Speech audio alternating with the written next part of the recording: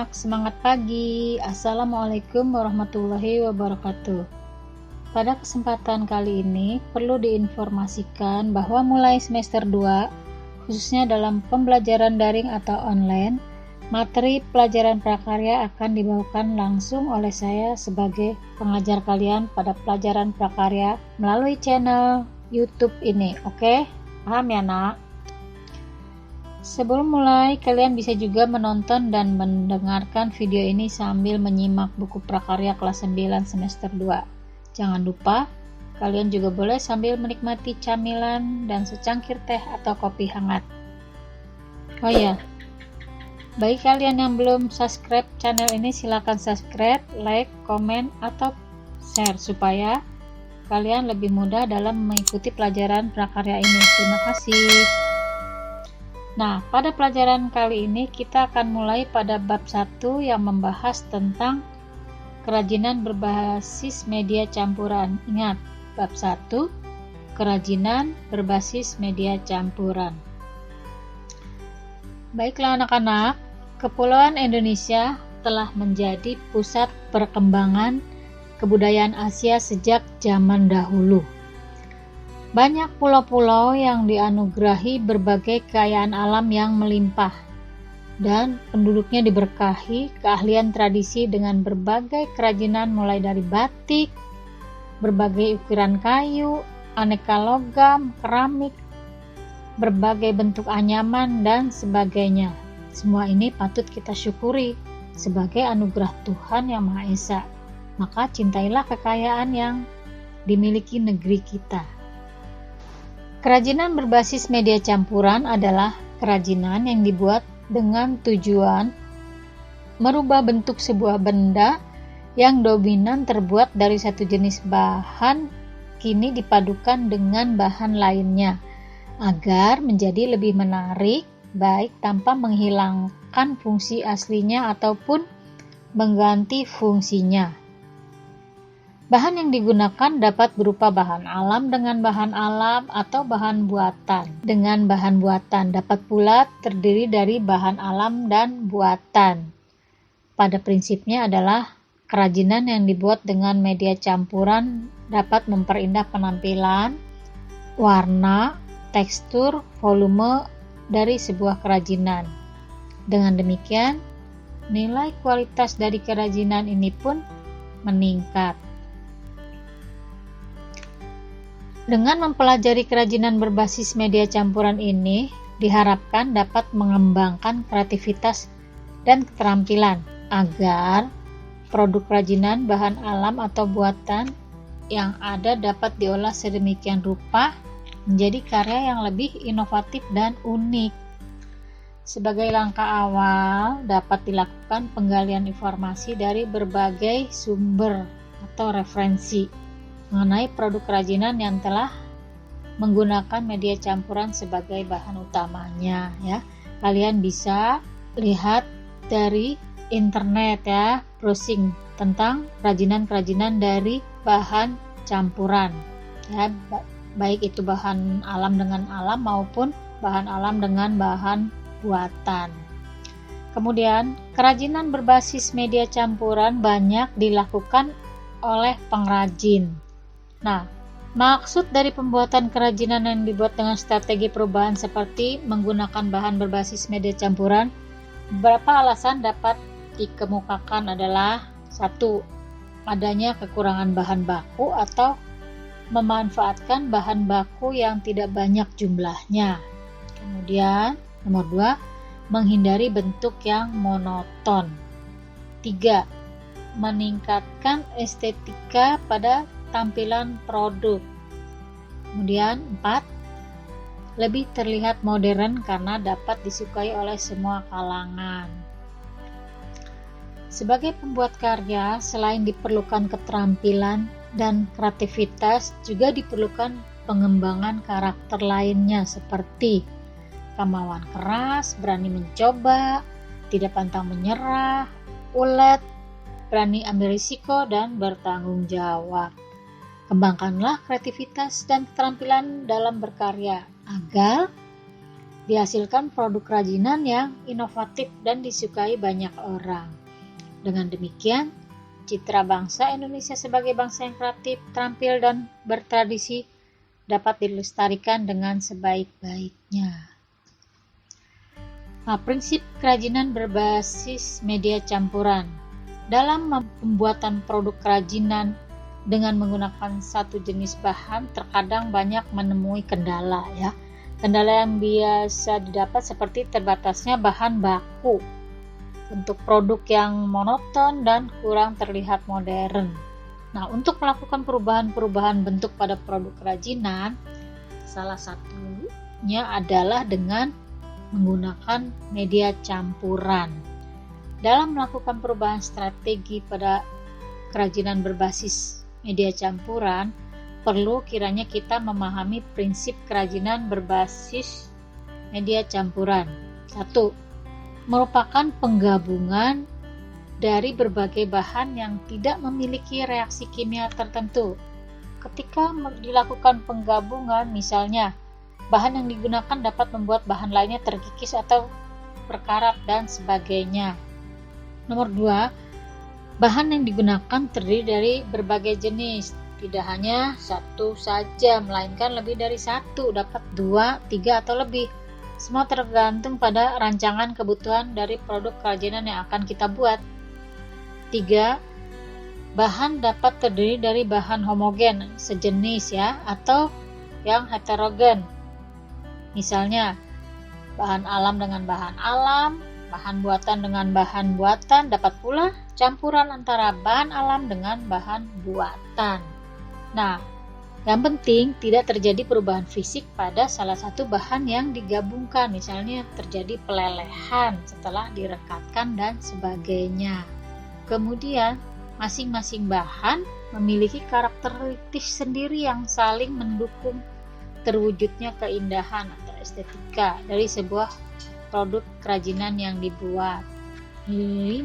Menggabungkan bahan yang dilakukan harus dapat menyatu dengan bahan lainnya sehingga terjadi kesatuan dan harmonisasi. Nah, pada prinsipnya ada 2 prinsip dalam pembuatan kerajinan dengan bahan campuran. Yang pertama yaitu menyederhanakan bentuk dengan mengurangi atau menambah bentuk produk kerajinan berbasis media campuran, atau disebut juga stilasi. Stilasi itu menyederhanakan bentuk dengan cara mengurangi atau menambah bentuk. Prinsip yang harus dilakukan dalam tahap perancangan adalah sebagai berikut. 1. Pesan eksplisit pada produk harus jelas. Apakah sebagai produk fungsional ataukah sebagai produk hias. Kedua, pesan yang bersifat implisit pun harus diperhatikan. Apakah produk kerajinan membawa pesan informatif atau prestis. Ketiga, bahan yang tersedia sejak awal dapat menjadi modal perancangan produk kerajinan, namun dapat pula bahan yang dibutuhkan disiapkan setelah perancangan.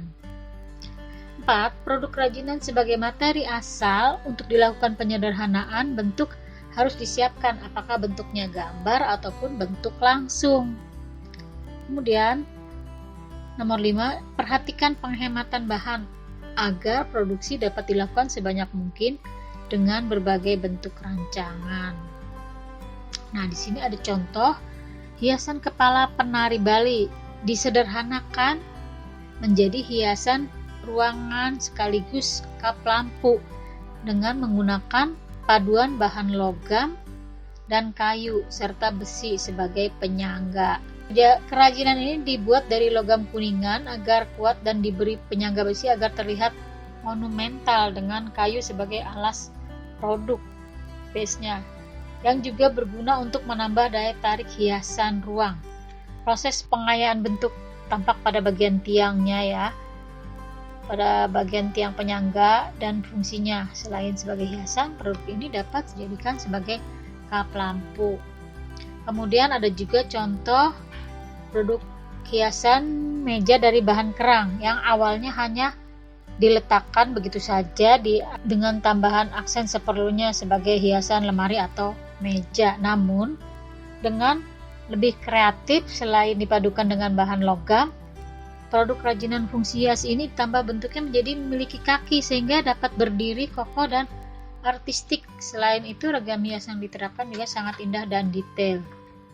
Nah, itu contoh dari gabungan bahan alam dengan bahan alam juga ya, logam dengan kerang. Kemudian prinsip yang kedua yaitu merubah bentuk kerajinan berbasis media campuran atau deformasi. Deformasi diartikan sebagai perubahan bentuk yang terjadi secara permanen. Perubahan bentuk ini harus diimbangi dengan pengetahuan tentang objek atau produk asalnya agar perubahan yang diharapkan dapat terlihat dengan maksimal. Ini ada contohnya, produk kerajinan terbuat dari bahan kayu, ya, meskipun tidak terlihat jelas paduan bahan yang digunakan, namun sesungguhnya kursi ini memiliki campuran bahan kayu yang dibentuk sedemikian rupa sehingga tidak nampak fungsinya sebagai kursi, namun bentuknya sudah berubah sehingga tidak menyerupai kursi yang sebenarnya. Kemudian ada lagi produk kerajinan berbasis media campuran. Karya ini terbuat dari keramik. Fungsinya sebagai mangkuk, namun bentuknya sudah diubah terutama pada bagian dekorasi bagian dalamnya sehingga tidak maksimal berfungsi sebagai mangkuk, namun keramik ini telah tetap digunakan sebagai wadah bunga atau lilin. Kemudian jenis dan karakteristik kerajinan berbasis media campuran. Nah, bahan yang digunakan sebagai bahan dasar untuk kerajinan berbasis media campuran sangat beragam, bergantung pada sumber daya alam dari masing-masing daerah. Jenis bahan alam yang dapat digunakan adalah kayu, batu, logam, keramik, kulit, serat, dan sebagainya. Sedangkan jenis bahan buatan yang dapat digunakan adalah plastik, gips, fiberglass, dan sebagainya. Karakteristik setiap bahan tentu berbeda satu sama lain. Sebelum dibuat sebagai karya kerajinan yang akan dipadukan, maka kita harus memahami sifat dari masing-masing bahan yang akan kita buat, seperti logam. Beberapa logam memiliki sifat mudah berkarat. Sebaiknya, sebelum digunakan, logam harus diolah dahulu agar tidak merugikan atau merusak bahan lainnya. Keramik yang terbuat dari tanah liat juga memiliki sifat mudah pecah. Tentunya jenis bahan ini harus dipadukan dengan sangat hati-hati. Menggunakan bahan yang tidak merusak wujudnya seperti kain atau jenis kertas sehingga bentuk keramik akan terjaga. Batu terdiri dari batu permata atau batu mulia dan juga ada batu akik. Aneka bentuk, tekstur, dan warna batu yang menarik dapat dipadukan dengan berbagai bahan lainnya seperti kayu, logam, dan lainnya. Berikut hasil produk dari paduan bahan dasar batu. Logam. Logam banyak jenisnya seperti perak, emas, perunggu, besi, dan titanium. Namun, perak paling sering dipadukan sebagai kerajinan berbasis media campuran. Selain harganya terjangkau, juga lebih diminati dengan berbagai bentuk penampilan. Proses pengecatan atau plating pada logam biasanya merupakan langkah-langkah terbaik untuk mencegah korosi. Berikut hasil produk dari paduan bahan dasar batu. Ya, ini ada contoh-contohnya, bisa kalian lihat. Kemudian yang ketiga ada plastik ya. Plastik banyak jenisnya loh, seperti botol, kantong kresek, gelas, perabot dapur, perabot rumah tangga, dan lainnya. Namun, botol paling sering dipadukan sebagai kerajinan berbasis media campuran. Selain memiliki permukaan yang cukup keras, juga lebih diminati karena mudah dibentuk dan juga mudah didapat. Ya, banyak sekali di sekitar kita. Kemudian ada kayu. Kayu adalah bagian batang atau cabang serta ranting tumbuhan yang mengeras karena mengalami lignifikasi atau pengayuan. Kayu juga banyak jenisnya, seperti kayu jati, meranti, nangka, jati landa, kayu hitam, dan sebagainya. Ya, kayu dapat dipadukan dengan berbagai bahan lainnya seperti logam, kaca, dan lainnya. Nah, ini ada contoh-contoh karya kerajinan yang perpaduan antara kayu dengan logam, kayu dengan kaca, ya, sangat menarik. Kemudian ada keramik. Keramik itu berasal dari tanah liat, ya. Karena sifat keramik rapuh dan mudah pecah, maka keramik dapat dipadukan dengan berbagai bahan yang bersifat lembut atau ringan, tidak merusak seperti contohnya kain, rotan, kertas atau karton, dan lainnya. Berikut hasil produk dari paduan bahan dasar keramik. Nah, ini kalian bisa lihat contohnya juga.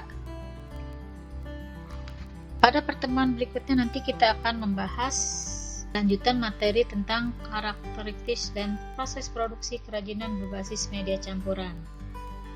Sampai di sini paham ya? Kalau masih kurang paham, bisa kalian ulang lagi sesuka kalian. Yang serius belajarnya ya nak. Terima kasih. Wassalamualaikum warahmatullahi wabarakatuh. Sampai jumpa lagi di episode selanjutnya.